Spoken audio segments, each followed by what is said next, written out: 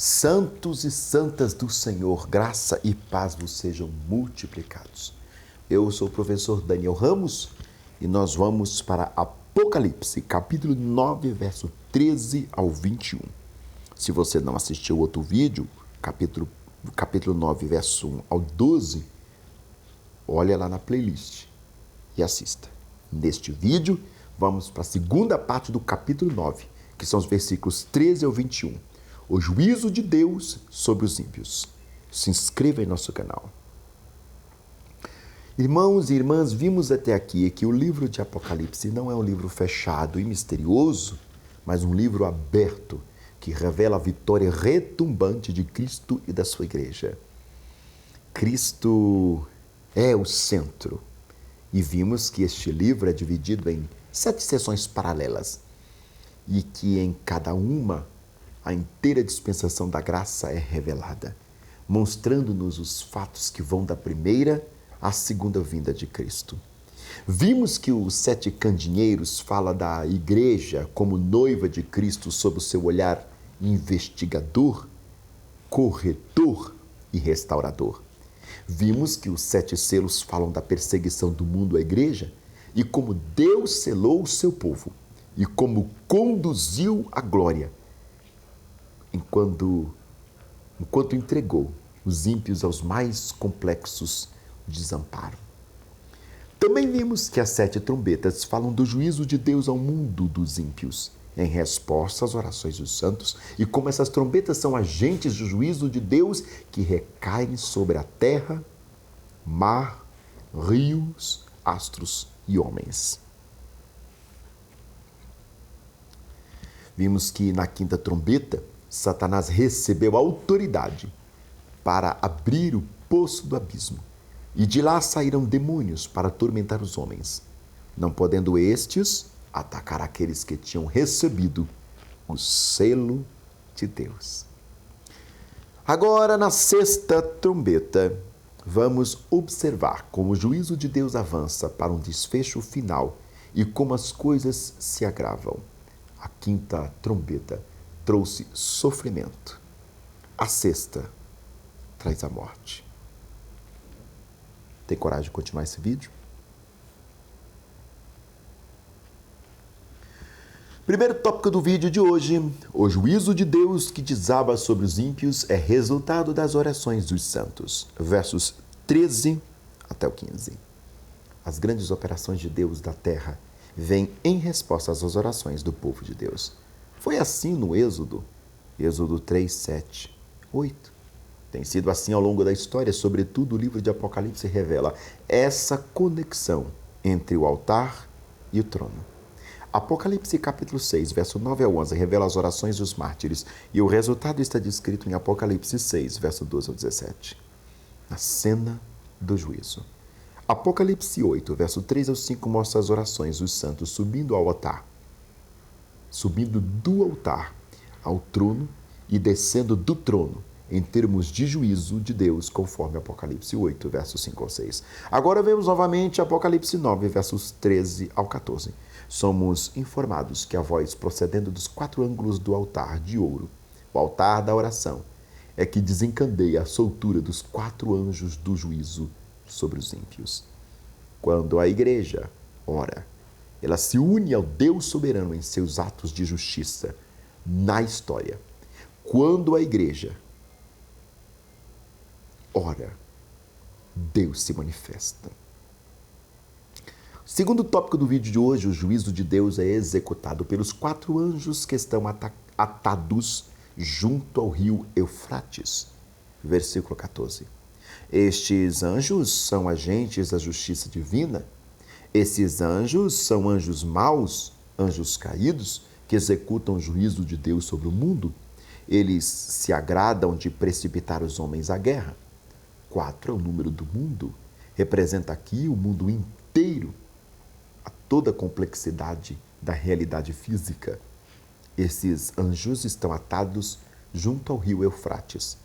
Foi justamente aqui, no rio Eufrates, que ficava o Éden, que os poderes satânicos levavam nossos pais à queda. havia uma previsão profética de invasão de cavalos vindos do norte. Ezequiel 38, 14, Isaías 5, 26 ao 30, Jeremias 6, 22 ao 26, João transformou essa expectativa militar em uma invasão de hordas de demônio. O Eufrates torna-se materialização de uma barreira, atrás da qual se represam tragédia e juízo, barrados por Deus ou liberados por ele com ira. O Eufrates é o limite oriental da terra prometida, onde estavam os terríveis inimigos do povo de Deus, a Síria e a Babilônia. Assim, este rio representa a Síria e a Babilônia, ou seja, o mundo ímpio. Isaías, capítulo 8, verso 7. Abre aspas. O Senhor fará vir sobre elas, ou sobre eles, as águas do Eufrates, fortes e impetuosas. Isto é, o rei da Síria. Fecha aspas. Isaías descreve uma invasão desses inimigos como se fosse uma enchente do Eufrates. Uma enchente quebra as barreiras, seguindo-se a destruição. O ponto central aqui não é a geografia do Eufrates. Eufrates é apenas um símbolo. Esses cavalos da destruição virão de toda parte, do mundo inteiro. Terceiro tópico do vídeo de hoje: o juízo desencadeia-se no tempo determinado por Deus. Já é o versículo 15. A soberania de Deus controla os agentes, o espaço e o tempo. Deus está no trono. Nada acontece sem a sua permissão. Ele está no controle, é Ele quem dá autoridade para Satanás abrir o poço do abismo. É Ele quem ordena, em resposta às orações dos santos, soltar os 4 anjos do juízo. É Ele quem determina de onde esses anjos procedem. É Ele quem determina o tempo exato da ação desses anjos do juízo. Esses anjos do juízo não são livres para agir de forma que querem ou quando querem. Eles estão debaixo de autoridade. Eles foram preparados para essa hora definida. Eles só podem agir no tempo estabelecido por Deus, no tempo que Deus determinar. Estes 200 milhões de cavaleiros ou de cavalos serão soltos e uma enchente de poderes demoníacos vai transbordar sobre o mundo civilizado. O fato de serem soltos representa a libertação da ação punitiva no prazo previsto por Deus. Ao permitir que esses anjos sejam desatados, Deus usa a guerra como uma voz de admoestação aos maus. Apocalipse capítulo 9, verso 20. A guerra também está incluída no decreto de Deus, havendo sido determinada a sua hora. Vamos lá para o quarto tópico. O juízo desencadeado pela 6ª trombeta é mais severo do que anunciado pela 5ª trombeta. Também no versículo 15. O versículo 15 é praticamente o centro da segunda parte do capítulo 9. Os juízos vão se intensificando à medida que a história caminha para o seu fim. Versículo 15, parte B. Os gafanhotos que saíram do poço do abismo tinham limites bem definidos sobre a terra, sobre o que podiam e inclusive o que não podiam. Os demônios estão debaixo da autoridade absoluta de Deus, até eles estão sob a ordem de Deus e precisam cumprir os propósitos soberanos de Deus. Eles não podiam destruir a vegetação, nem matar os homens, nem tocar nos selados de Deus. Mas agora, eles recebem poder para matar 1/3 parte dos homens. Há uma semelhança entre os gafanhotos da 5ª trombeta e os cavalos da 6ª trombeta. Em ambos os casos, a natureza demoníaca dos seres torturados são vistos em figuras de escorpiões nos versículos 3 e 5 e em figura de serpente no versículo 19. Em ambos os casos, o poder destes seres resistem na cauda. Sua atividade é causar dano, versos 4 e 19. São comparados com leões, versos 8 e 17. São cavalos de batalha, versos 7 e 16. Ambos os textos falam de uma fumaça infernal, versos 2, 17 e 18. Mas a intensificação do flagelo na 6ª trombeta é inegável no lugar de tortura, verso 5. Aparece agora a matança, no versos 15, 18 e 20. Os juízos descritos na sexta trombeta descrevem a guerra. Também o verso 15. Não é uma guerra particular, mas todas as guerras passadas, presentes e futuras. Sobretudo a sexta trombeta fala daquelas guerras espantosas que abalarão o mundo à medida que avançam para o fim. A guerra aqui não é apenas um castigo, mas também voz de admoestação de Deus aos ímpios. As guerras resultam da resistência contra a honra de Deus e do Cordeiro. Elas são anticristãs, significam sempre quem não quiser ouvir, terá que sofrer. Quem não dá ouvidos aos mandamentos de Deus e pratica o mal, experimentará que o mal não vai bem, porque Deus vive. Os agentes do juízo são uma multidão incontável. Verso 16. João não vê o exército, ele ouve o seu número. 20.000 vezes 10 milhares, ou seja, um exército com 200 milhões de cavalos. Esses números são simbólicos e representam, evidentemente, uma multidão incontável. É uma espécie de invasão demoníaca com sede de sangue que invade a terra. Esta cavalaria não apenas atormenta, mas também mata uma terça parte dos homens, torna os homens seres ferozes, malignos e violentos. Os agentes do juízo transformam-se em máquinas assassinas. Vamos para os versos 17 ao 19. Eles são seres inatingíveis. Verso 17. Eles têm couraça de fogo, não podem ser destruídos com armas convencionais. Eles são seres mistos, cavalo, leão, serpente. São seres ferozes, no versículo 17, parte B. Eles parecem leões, símbolo de força, ferocidade, poder e destruição. Eles são peçonhentos como a serpente, no versículo 19. Esses cavalos têm um grande poder destruidor, são altamente letais e venenosos. Eles não são cavalos ordinários, eles simbolizam máquinas e instrumentos de guerra de toda classe. Tanques, canhões, aviões de combate, bombas, armas nucleares, químicas, biológicas. Eles flagelam e matam os homens. No versículo 18, esses espíritos malignos aparecem aos homens.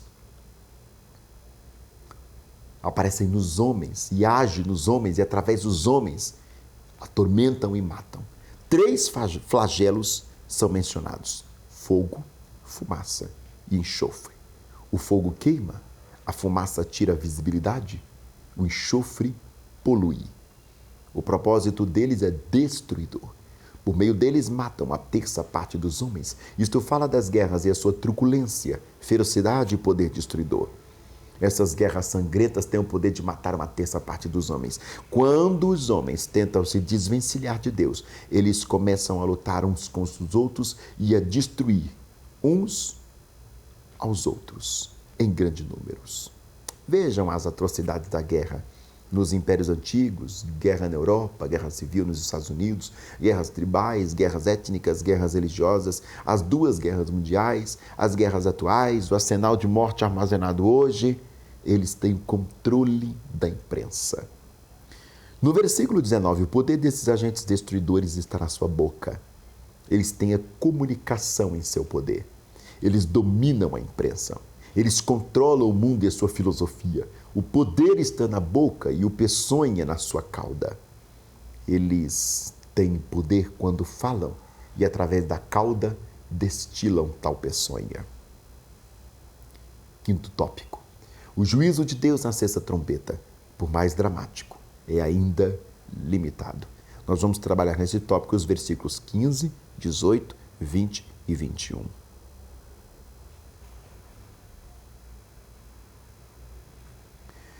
A ira de Deus ainda está misturada com a sua misericórdia. Deus impõe um limite. Esse limite não pode ser ultrapassado. É uma terça parte dos homens e nada mais. Deus está no controle mesmo quando os agentes do juízo estão na ação da história. Essa trombeta é a última chamada de Deus aos ímpios antes do juízo completo de Deus chegar. A sexta trombeta é a última advertência aos habitantes da terra. As advertências é a morte de uma terça parte dos homens. 1/3 da raça humana é destruído, com o objetivo de levar os outros 2/3 ao arrependimento. Quando chegar a 7ª trombeta, será tarde demais. A cena da sétima trombeta é a cena do juízo final. Então não haverá mais chances. Apocalipse 11, versos 15 ao 18. As 7 taças falam da consumação da cólera de Deus. 15, verso 1. O propósito da sexta trombeta é dar aos homens a chance de arrependimento antes do fim. As tragédias que desabam sobre a história não são fruto do acaso, nem apenas desastres naturais, como a gente gosta de dizer. Eles são trombetas de Deus, chamando os homens ao arrependimento. As guerras, na sua fúria e fealdade, são trombetas de Deus convocando os homens a se voltarem para Deus. As guerras que têm destruído vidas, não apenas provocadas por problemas econômicos e políticos, mas é Deus falando à humanidade, punindo os homens, punindo o mundo, punindo mulheres que não lhe dão ouvidos. Não obstante, eles não se arrependem. Muitos cristãos pensam que se houver uma guerra, um terremoto, as multidões voltar-se-ão para Deus e haverá um grande avivamento. Muitos pensaram assim no final da Segunda Guerra Mundial, mas isso é um engano. Só o Espírito de Deus pode levar uma pessoa ao verdadeiro arrependimento. Tópico 6. Os juízos mais severos não produzem o arrependimento dos ímpios. Vamos para os versos 20 e 21. O último parágrafo deste capítulo. Os ímpios desperdiçaram as suas 2 últimas oportunidades. São cegos para perceberem a mão de Deus nos juízos sobre a história. Eles veem os ímpios morrendo na sua impiedade, não se arrependem de que Deus está ali embocando a sua trombeta, chamando-os ao arrependimento. Em vez de voltarem-se para Deus, continuam na prática dos seus abomináveis pecados. Versículo 20 e 21. Não apenas não se voltam para Deus e continuam seus pecados, mas se rebelam ainda mais contra Deus. Apocalipse 16, verso 9 ao 11. O mesmo refrão chocante repassa em Amós 4, versos 6, do 8 ao 11, bem como o coração cada vez mais endurecido de Faraó. A impenitência é a causa não somente do derramamento das taças da ira final, Apocalipse 15 e 16, mas também a razão da culminação desta ira no juízo final. O pecado da impiedade conduz o pecado da perversão, ou seja, a idolatria produz a imoralidade. Versos 20 e 21 que nós estamos trabalhando. A falsa religiosidade produz a falsa moralidade. A teologia determina a ética. A idolatria promove a imoralidade. Este é o ensino de Paulo em Romanos, capítulo 1, versos 18 ao 32. A idolatria produz o pecado da adoração aos demônios. Versículo 20. Os ídolos são obras das mãos dos homens, são feitos de ouro, prata, cobre, pedra, pau. Eles não podem ver, não podem ouvir, não podem andar. Precisam ser carregados, podem ser quebrados, não são nada. 1 Coríntios 8, 4. Mas por trás do ídolo estão demônios. 1 Coríntios 10, 19 e 20. Os homens adoram demônios que estão nos ídolos. As pessoas passam a confiar em ídolos feitos por suas próprias mãos. Oséias 4, 12. E são enganadas por um espírito de prostituição. Os ímpios quebram as 2 tábuas da lei de Deus. Ainda no 20 e 21. Eles deixam de adorar a Deus, Deus vivo, para se prostrarem diante de ídolos, quebrando os 2 primeiros mandamentos da primeira tábua da lei. Capítulo 9, verso 20. Esse tempo do fim é marcado por uma intensa religiosidade, mas uma religiosidade falsa, adoração de ídolos e demônios. Eles quebram o 6º, 7º e o 8º mandamento da segunda tábua da lei. Capítulo 9, verso 21. Os ímpios encharcam-se ou encharcaram-se da perversão e transformaram a sociedade em caos. Vamos trabalhar especificamente o versículo 21. Não há respeito à vida. As pessoas perdem o respeito pela dignidade da vida. Assassinatos cruéis, brutais. A vida se torna sem valor. Não há respeito à lucidez. Feitiçarias vêm de farmaqueia, de onde vêm drogas. É uma geração entorpecida, drogada. Não há respeito à pureza moral. Os homens não respeitam o casamento, nem a castidade. A imoralidade é aplaudida. É uma sociedade pansexual. Não há respeito à propriedade privada. Impera nessa sociedade caotizada a exploração, o roubo, o furto e a desonestidade, a corrupção dos valores morais. Depois de tanta tristeza, vamos para a conclusão. Ódio às pessoas mesclado de venenos intelectuais, infidelidade e exploração do ser humano pelo ser humano. Esse é o semblante de uma sociedade contra a qual se dirigem a ira do Cordeiro e todos os flagelos de Deus. Os objetivos sempre presentes de Deus, no entanto, é chamar o homem ao arrependimento. O que mais nos choca neste capítulo 9 de Apocalipse não é tanto o severo juízo de Deus sobre os ímpios, mas a persistência deles em continuar pecando contra Deus enquanto Deus os está julgando. Em lugar de voltar-se para Deus, acontecem iniciativas cada vez mais precipitadas de afastar-se deles. Esta é uma época em que a pregação de arrependimento se torna notoriamente difícil, notoriamente rara e notoriamente urgente. Que Deus tenha misericórdia de nós. Deus abençoe sua vida. Não esquece de se inscrever em nosso canal.